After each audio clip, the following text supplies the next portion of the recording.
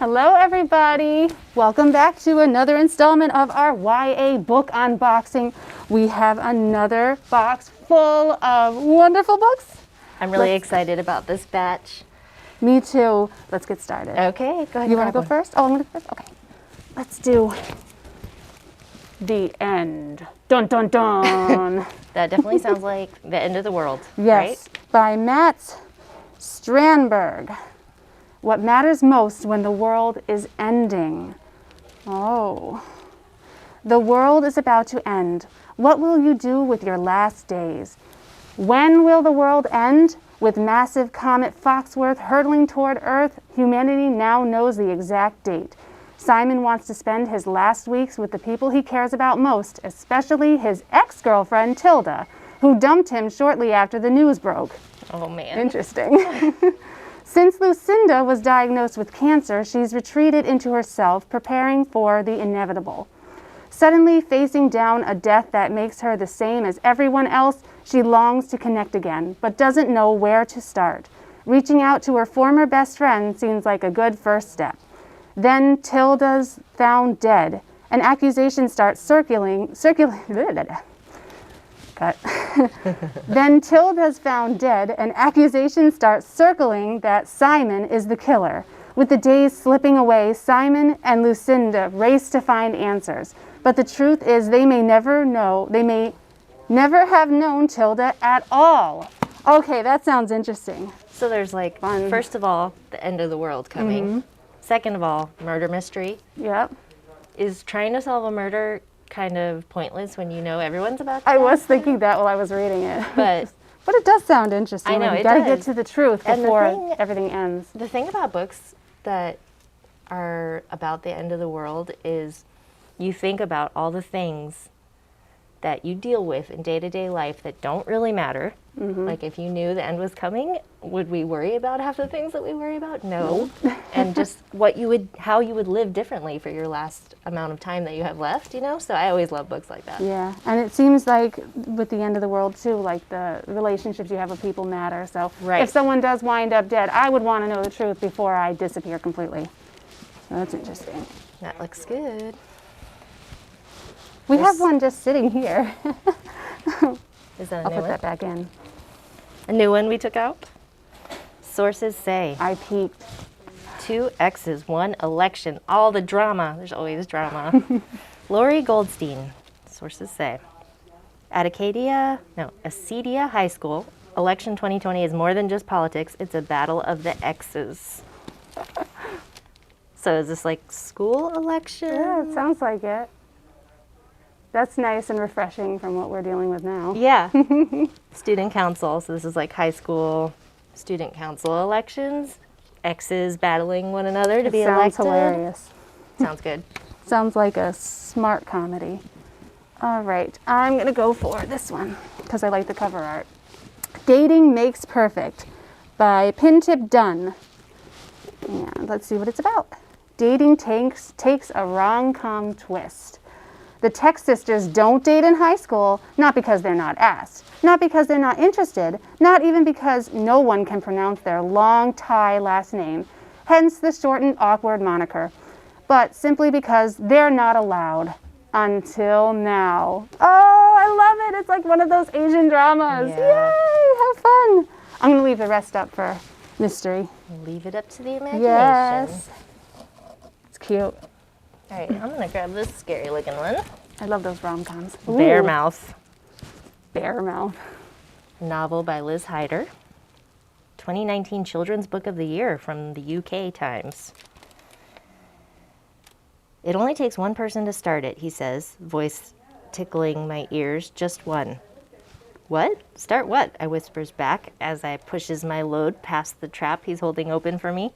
A revolution, he says. Just one, he says. Think on that. I hear his smile in the darkness. I feel him shut the door behind me, and the breeze blows right down my neck. It makes me shudder. Whoa. That sounds kind of good. Yeah. And the spelling is like, what? Start what? When he says that, what is W-O-T? And it's kind of like there's a few words that are misspelled like that, so it kind of makes you wonder what's going on there. Interesting. So it's got colloquialisms. Yes. That's fun. And it looks like it's throughout the whole thing. So words are spelled how they sound rather than how they're really spelled. Sometimes it might be a little difficult to read, but it gives you a different perspective. It really puts you in that character's mind. So that sounds kind of good. Is this horror?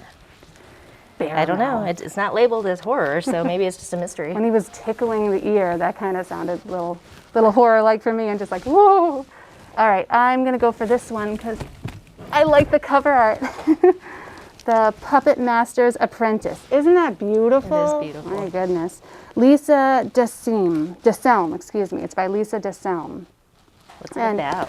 You can see there are shadowy hands holding the strings. The strings are coming out of the fingernails, puppeteering that beautiful ballerina. Creepy. She can't help but wonder, is she making a masterpiece or a monster? The Margrave of Tavia hasn't emerged from Wolfspire Hall in over a decade. His palace has been a silent citadel on the hill overlooking the village until a peculiar commission reaches the puppet master and his daughter. They must make 100 wooden soldiers for him as quickly as possible, or the puppet master will be imprisoned in the dungeons of Wolfspire Keep. Ooh, this is fun. Pirouette has no choice but to obey the young ruler's strange whims to save her father, all while hiding a dangerous secret of her own. She was once a puppet, brought to life by the light of the blue moon. When the Margrave requires that Pirouette craft him a puppet the likes of which the world has never seen, an intricately carved life-size assassin, he doesn't stop there. He demands she bring her ultimate creation to life. That's on my list. That sounds really so good. There's like Frankenstein Fantasy, vibes yes. going on. I love it. That sounds awesome. Cool. This big one. Oh, wow, it is big. A Cloud of Outrageous Blue by Vesper Stamper. I like that title. Yeah, Outrageous Blue. that's pretty. Okay, let's see what it's about. What will life expect of you in the face of death? Another That's day. what we all wonder. What will you expect of yourself? Okay, so Edith grew up in a quiet village with a loving family before losing everything she held dear in the blink of an eye. Suddenly sent to live in a priory. What's a priory? It's not a nunnery. And Or work maybe it is. with ancient books. That sounds fun. Edith must come to terms with her new life and whether the things that make her different are gifts or curses. Outside the priory, something much worse is coming. With the reappearance of a boy from her past and the ominous spread of the Great Plague, it will be up to Edith to choose between her dreams and her destiny. From the award-winning author-illustrator of What the Night Sings comes a lavishly illustrated new journey of self-discovery and love in uncertain times. Let's look at the illustrations. That sounds lovely. Ooh. So there's sort of a few illustrated pages sprinkled throughout, which is kind of nice. Like, I like picture books, so I like them sprinkled in my chapter I books do too. And I guess she's the author and illustrator, so it's pretty Oh, cool. wow. Multi-talented. It's so nice. Looks good. The text is really pretty too. The It whole is. book The is whole beautiful. thing is like a pleasure to read while you're. Hopefully the story's just Maybe as the good. priory is like somewhere that scribes live or something. If she's dealing with ancient texts. I don't or know. something. Let me look it up while you're Interesting. Yeah, checking out the next book. Google to the rescue. Oh, look at this hockey. Lost Roads by Jonathan Mayberry. Oh, that he's may not like be a. I think he usually writes horror, Oh, well, so maybe it's a little creepy. it's book. looking like a little bit like The Walking Dead. You've got Negan's Lucille a little bit there. And you've got, I love the hockey stick. That would be my weapon of choice right there. All right, let's see what this is about. Gabriella Gutsy Gomez lost her mother and now she's losing her home. Gutsy and her friends, along with Benny Imura and his crew, have just survived a massive attack on New Alamo by the Night Army, a mix of mindless, shambling Los Muertos and sentient half-zombie ravagers. I already love this. She's also reeling from the revelation that the residents of her town were the lab rats of the biological testing facility linked to creating the most dangerous Zom, the Raggedy Man, who controls all of the living dead. And the first raid was only a test. The real Night Army is coming, and this time it'll be a handful of survivors against 7 billion zombies. In this thrilling second book in the Broken Land series, the companion to the Rot and Ruin series, our heroes must confront immeasurable unknowns for the chance to move forward. Okay, so this is the second book. So whatever the first book is, It sounds really good, though. get it. Let's see if it tells you. Like entertaining. Rot and ruin, dust and decay, flesh and bone, fire and ash, bits and pieces. Okay, so there's a whole series before this. It's called the Rot and Ruin series. Yeah. Then- Because it said it's a companion series, right? So it's probably got some of the same characters. I think it's Broken Lands. That's the one. So you got to read Broken Lands first and the whole Rot and Ruin series. Man, I'm going to be busy in the winter. By Jonathan Mayberry. So It sounds really definitely. good. I haven't read any of his things yet. I'm going to look him up on Fantastic Fiction and just check them off as I go. Nice. Okay, so a priory is a small monastery or nunnery that's governed by a prior or a prioress. And it says, the next question is, what's the difference between a monastery and a priory? And it says, a monastery is a specific type of religious home for a religious fraternity leading an ascetic life, like monks. They may also be led by an abbot. A priory is a home of a religious fraternity or sorority led by a prior, which is a religious leader lower in rank than an abbot. Ooh, la-ti-da. So I don't know why the distinction, but basically it does sound sort of like a nunnery. All right. Ooh, I was close. Oh, yeah. the things we learn. That's right. Okay, Things what's we learn in next? books. They don't always have to be nonfiction. Oh, I've been waiting for this one. The reviews on this book, it's called Cemetery Boys by Aidan Thomas. The reviews have been really good. I love the cover I think art. I'm going to need to place a hold. So I think Ashley and I have said before, we like to listen to our books primarily, if I can get it in the audio format. So I usually, before I pick up the hard copy, we'll go into our Cloud Library app, search the title, and see if it's in there. A lot of times, especially for the YA or juvenile books, we may not own it yet, but it will still come up in the results, and you can suggest that the library buy it, and then they always buy it for you. So Yes. do it. Because we love it in audio too. Let's see what it's about. Yadriel has summoned a ghost, and now he can't get rid of him. When his traditional Latin family has problems accepting his gender, Yadriel becomes determined to prove himself a real brujo. Didn't you just read a book about Bruja? brujo? Brujo? This was, Is that witch? I think so, but Or with wizard? the masculine. Masculine witch? Yeah. Let's see. With the help of his cousin and best friend, Maritza, he performs the Quinces ritual himself and then sets out to find the ghost of his murdered cousin, Miguel, and set it free. However, the ghost he summons is actually Julian Diaz, the school's resident bad boy, and Julian is not about to go quietly into death. He's determined to find out what happened and to tie up some loose ends before he leaves. Left with no choice, Yadriel agrees to help Julian so they can both get what they want. But the longer Yadriel spends with Julian, the less he wants him to leave. Oh, I love it. It sounds Like good. fun. Ghost who refuses to pass on. Unfinished business, you That's know? right, man. I'm sure I have some unfinished business. We have 2 copies of this one. I know. We must have both got one.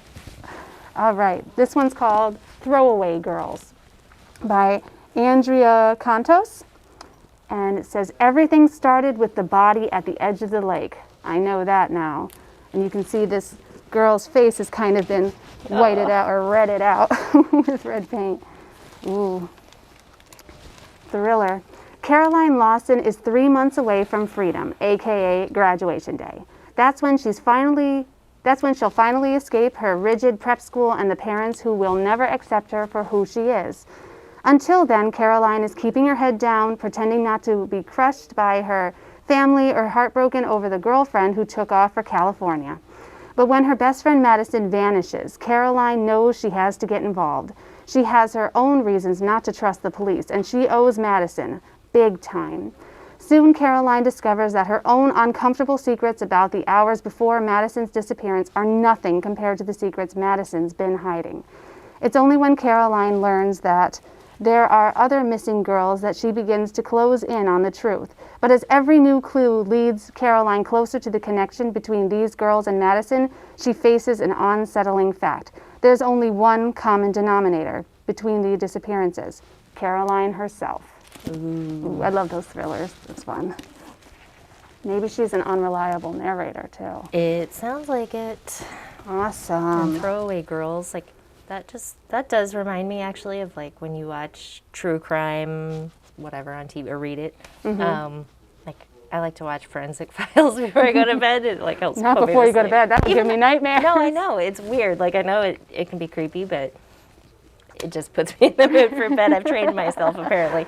Anyway, whenever there's a woman or girl that dies, it is like always somebody in their life who just feels like they're disposable and you can throw them away, you know? Yeah. This person, it makes me really mad, which is somehow conducive to sleep. I don't know. That looks good, but I'm gonna read this one first. So, okay. 6 Angry Girls. Ooh, sounds like a play on the 12 Angry Men is what it makes me think of, right? Oh, yeah. Isn't that a play? Yep. Knit, riot, repeat. Raina Petrie is crushing her senior year until her boyfriend dumps her, drama club basically dumps her, the college of her dreams slips away, and her arch nemesis triumphs. No. So dramatic. Things aren't going much better for Millie Goodwin. Her father treats her like a servant, and the all-boy mock trial team votes her out, even after she spent the last 3 years helping to build its success. So that would be like a high school club where they all want to be lawyers or something? Yeah. Okay.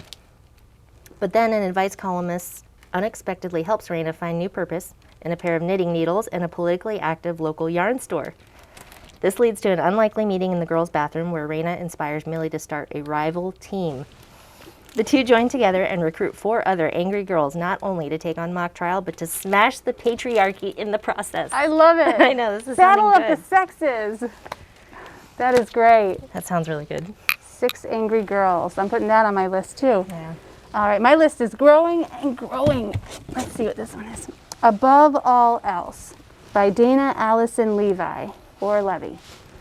Let's see. A vividly crafted, compelling look at what's gained and lost in the pursuit of our dreams. That was Joy McCullough, who was the award-winning author of Blood, Water, Paint. Look at that. Looks like they're climbing a mountain. And then that looks dangerous, but they're falling in love. Maybe. They kind of looks like it, right? Looking longingly into each other's eyes. Let's see. Best friends Rose and Tate have trained their whole lives to summit Mount Everest. Yep. Oh my goodness. The tallest peak in the world. In the spring of their senior year, along with their climbing team of friends and family, they set out for Nepal. As they travel farther and farther from home, Rose and Tate's relationship changes along with the landscape. And for the first time, there is a new and different closeness between them. But with this new intimacy comes new secrets. For Rose and Tate, the higher they go, the higher the stakes. Altitude sickness, extreme weather, expedition politics, and their own emotions threaten their long-held goal of reaching the summit. When the unthinkable happens, Rose and Tate must face hard truths about each other, their families, and most of all, themselves. Because at 29,000 feet in the death zone, they must decide what or who they value above all else. Wow. Wow. That sounds like a one-sit read, man. I know.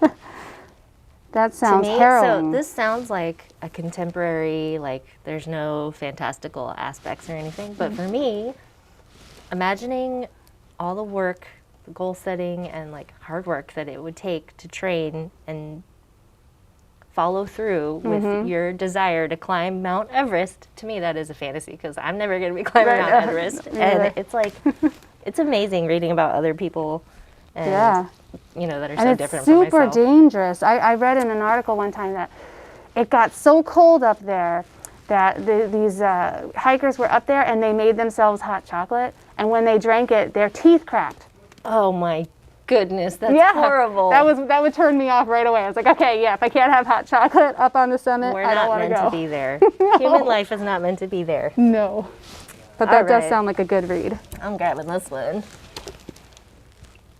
Bewitch. Right? Ooh. Bewitch. Bewitch. by Paige McKenzie and Nancy Olin, 2 authors working together. A lone witch has powers. A coven has a multitude more.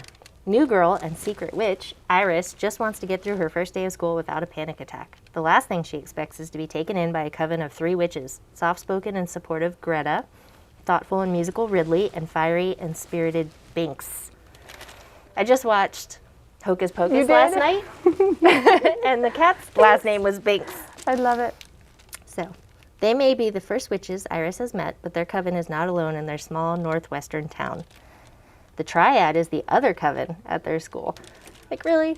You have enough witches in your high school to have 2 covens? I'm not saying I won't read it. I'm just saying, got to suspend belief here a little bit.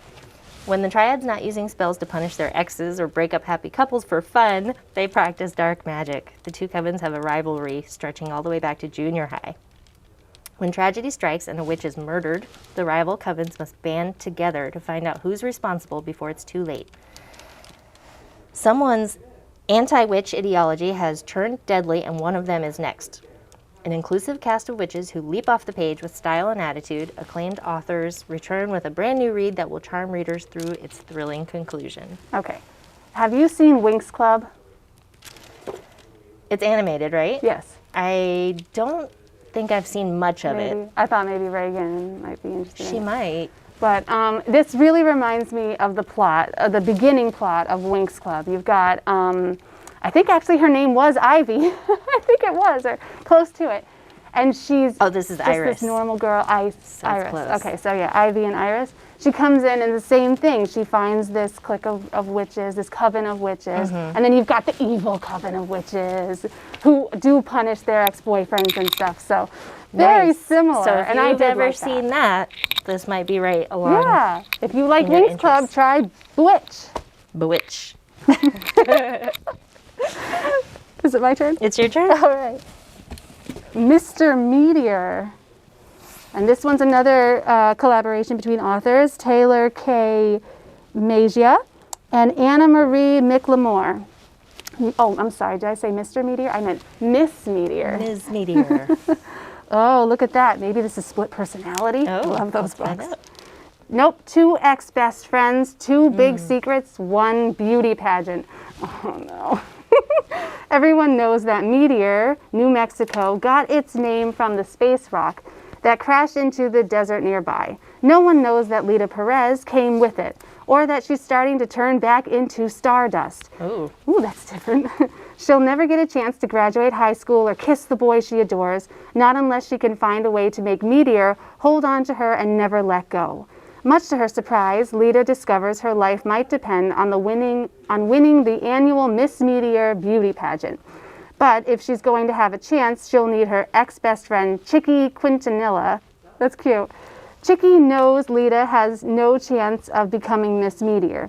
Every year, the pageant queen is skinny, poised, and white. 3 things that Lita definitely is not. But Chicky also knows that if Lita wins, it will show this whole backward town that there's more to beauty than being blonde and popular. If Lita can find a way to overcome the odds, then maybe Chicky can find a way to come out of the closet. Maybe she can finally stand up to the people who look down on her for not fitting in and stop pushing away the people who make her feel seen. To pull off the unlikeliest underdog story in pageant history, Lita and Chicky are going to have to forget the past and imagine a future where girls like them are more than enough. They are everything. Oh, that sounds awesome, doesn't it? Yes. It's got aliens and girl power. It's got a little bit of standing up to everything. the man. I love it. Miss Meteor, definitely. We do have some good girl empowerment books this time around. Yes, it's awesome. Boys, those are good for you to read too. Mm-hmm. Okay. Another pretty cover. Everything I Thought I Knew by Shannon Is that a heart? Takaoka. And yes, it's like a realistic heart, like a heart in your body. Okay. What does it mean? Here's one of the many things I thought I knew that turns out to be wrong. You need to fall in love to end up with a broken heart. That's not how it was for me. 17-year-old Chloe had a plan. Work hard, get good grades, attend a top-tier college, but after she collapses during cross-country practice and is told she needs a new heart, all her careful preparations are laid to waste. 6 months after her transplant, everything is different. Stuck in summer school with the underachievers, the new Chloe takes heedless risks like skipping her anti-rejection meds while running wild with a class party girl and nearly crashing a motorcycle she's not even licensed to drive. Even more unsettling, her recurring nightmares of dying and the strange vivid memories she doesn't recognize as her own. Interesting. Wow. The only place she feels at home is in the ocean, where she's learning to surf and slowly falling for her instructor, Kai. But as her strange symptoms continue, she becomes more and more convinced that something's wrong with her new heart, or even worse, her mind. She searches for answers. What she learns will lead her to question everything she thought she knew. That sounds kind of good. Yeah, it So I does. wonder if it's like, you know, if she got someone else's heart transplanted into her body, and what comes with that besides just the muscle, you know? Right. Are there... It's a piece of another person. Right, And it's such a it almost powerful sounds piece. like she feels like she's a different person after she gets it, you know? Yeah, that's interesting. I like that. Yeah. Okay, my turn. Kind of a big deal. By Shannon Hale. Oh, I like Shannon Hale. I know. She did Princess Academy, right? Yes. Yes, and She a whole writes bunch of such others. Great things. Let's see. There's nothing worse than peaking in high school. Nobody knows that better than Josie Pye. She used to be kind of a big deal. She dropped out of high school to be a theater star. But the bigger you are, the harder you fall. And Josie fell hard. Broadway dream, dead. Oh. Meanwhile, her life imploded. Best friend, distant. Boyfriend, busy. Mom, not playing with a full deck. Desperate to escape, Josie gets into reading. Literally. She reads a book and suddenly she's inside it. And with each story, she's a different character. A post-apocalyptic heroine, the lead in a YA rom-com, a 7th century wench in a corset. It's alarming, but also kind of amazing. Book after book, Josie, the failed star, finds new ways to shine. But the longer she stays in a story, the harder it becomes to leave. Will Josie find a story so good that she just stays forever? Okay, this is my next book. That sounds really good. I love it.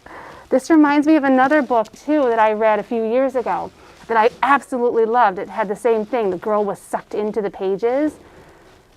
I think it's between the pages. Between the pages, I think. I can't remember the author, but it was so good. And she ends up falling in love with the character in the book. And, well, you can see how that would go, because it's a character in a book. And I know. Don't you think that really happens? Like when you're a young girl or boy, whatever, and you read that perfect book, and you just fall in love with the character, and then all the people in your real life just don't match up to this That's right. make-believe person. Yes, I had some rose-colored glasses because I read so many of those romances, and then you get in real life, like, oh, it's not like that at all. Movies do that to you too. Yeah. That's really good. It also reminds me of Fushigi Yugi, Mysterious Play. That one's an anime and a manga, and that one's awesome too because the girl gets pulled into a play, a magical play, and she has to interact with all the characters. And of course, she falls in love and she meets all these great characters, and she has to go back to the real world eventually. But so check that out. That's really good, and definitely check out Kind of a Big Deal. I think that jumping into books thing might be sort of a thing that you could find more of if you end up liking this, because I'm pretty sure I read another series. It's been a while, so I don't remember. Is it The Book Jumper? No. No? But it's like she's like a literary detective. She investigates crimes, so she talks to the other characters that are in famous books that are like behind the scenes, so you get to meet other characters in the books that you know think of as classics or whatever. All right, so I'm going to pick up this sort of large one. It's called The Snow Fell 3 Graves Deep by Alan Wolfe. Voices from the Donner Party. Oh, no. Yeah. Oh, my goodness. I was thinking this might be illustrated sort of like that other larger size book, but this is not. It Good looks like thing. it's, it looks like journal entries, diary entries or something like that. So you want to give them a little background of the Donner Party? You guys know the Donner Party, right? I don't even know if I know that much background, but a party of people that were trying to get across the mountain range, like in California or something. Is it California or is it like? I thought it was the Rocky Mountains. This might tell us, but Anyway, they get stuck in the snow and like stranded up there and then end up starving, many of them starving to death, and some of them allegedly resorting to cannibalism, right? They ate each other. That's basically the Let's see story. what this says.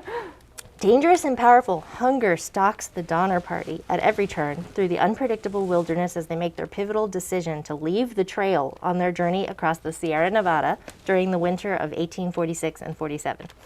Thrust into peril and desperation through a long, cold winter, the party inches terrifyingly toward the unthinkable. Narrated by the ghostly and provocative voice of hunger. Oh my goodness. So that's like The Book Thief, which is narrated by Death, right? The many members of the party, the vivid and harrowing story of one of history's most horrifying tales of survival is brought to life by extraordinary poet and novelist Alan Wolfe. This sounds really good, Wow, too. it does. I've never really been interested in the Donner Party, but A dark read, but Yeah, a really so- good one. it's narrated by Hunger, and I can see that they have like different party members of the party, the Donner Party, have different journal entries and stuff like that going on. So Oh my goodness. look at this one. It probably starts out all hopeful and wonderful. We're going on a journey, and Yes. it's going to be. We're going to have. We're discovering a new life. Yes. Yeah. And then Tragedy. Hey, 2020 is bad, but at least we haven't had to resort to cannibalism yet. there you go. There's always a silver lining. That's right. Okay, good. All right. One way or another. Here, this one looks like a nice winter read by Kara McDowell. She's sitting in a snow globe. Oh, nice. That's cute. I feel like we've really gotten a lot that have suited October, Yes. so it'll be nice to move on to a little bit of. I'm really excited about all these Holiday reads. These are really reads. great. The average person makes 35,000 decisions every single day. That's why my brain is the way it is. Right. We're tired. That's about 34,999 too many for Paige Collins, who lives in debilitating fear of making the wrong choice. The simple act of picking an art elective is enough to send her into a spiral of what ifs. What if she's destined to be a famous ceramicist, Oh.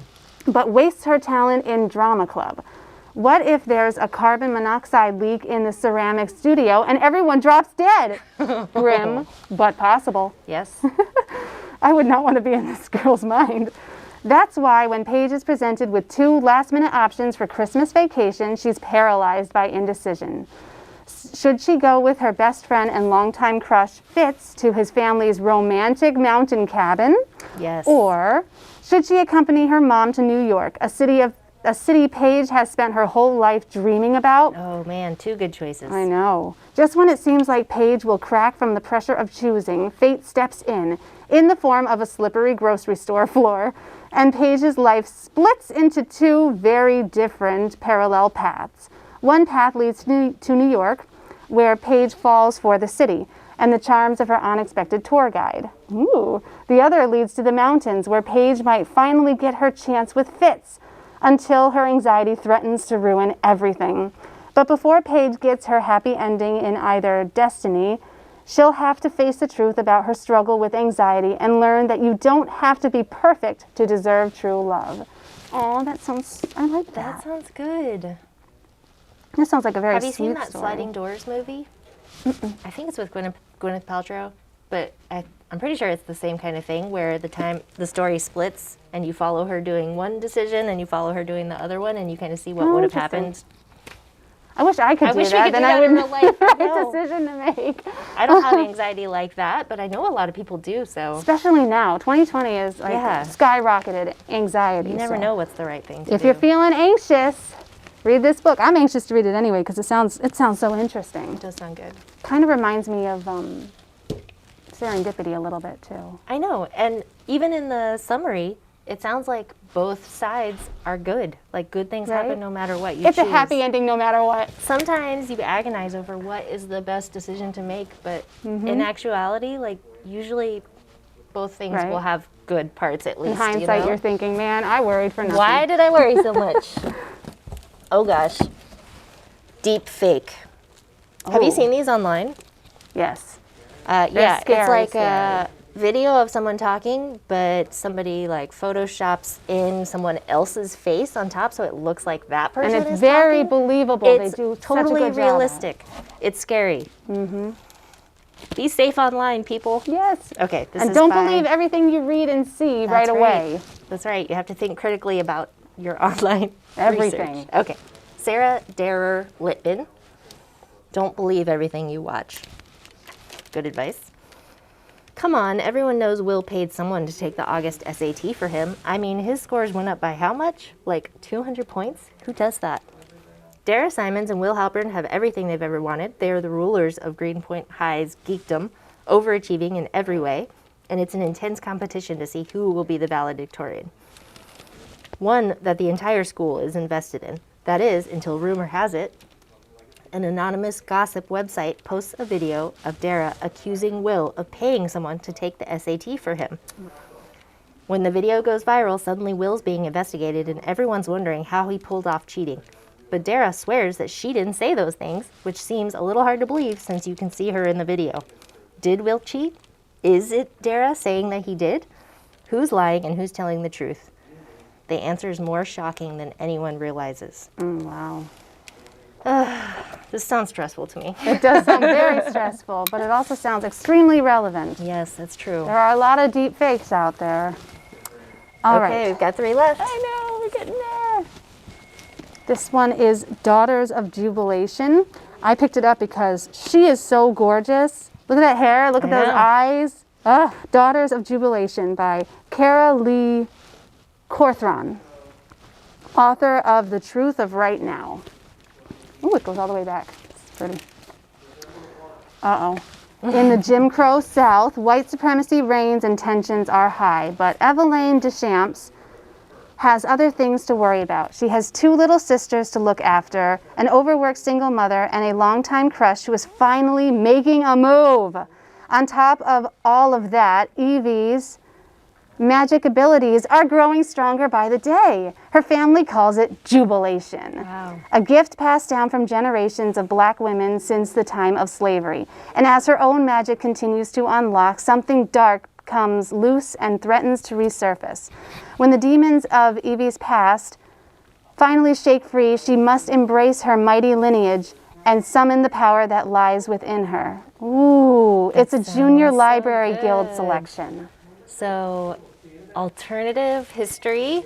I wish magic existed. Does it secretly exist and I'm just not in the know? I hope so. But I love that. I hope the magic find me. That sounds good. Yeah, this sounds really good. It reminds me of something I just read too. Legendborn. Oh. Yes, by Tracy. Oh no, Dion. Yes, Tracy Dion. Nice. That was good, but I'm not going to say anything about it because I'm going to tell you about that later. What you reading? Yes. I have that one checked out right now, but I haven't started yet. Oh my goodness, it's so good. And this sounds very similar to it, so I'm interested to read this one as well. Cool. All right. Compare and contrast. All right, so I've grabbed My Heart Underwater by Laurel Flores Fantalzo.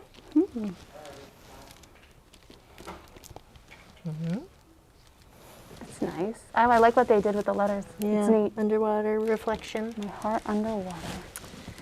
17-year-old Corazon Tagubio, I think that says, is an outcast at her Catholic school. She's attending on scholarship. She mostly hangs out by herself, and her crush on her teacher, Ms. Holden, doesn't help.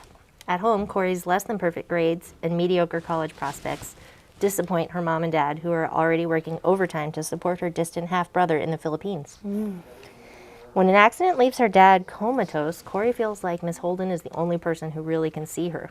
But when a crush turns into something more and the secret gets out, Corey is sent to her relatives in Manila.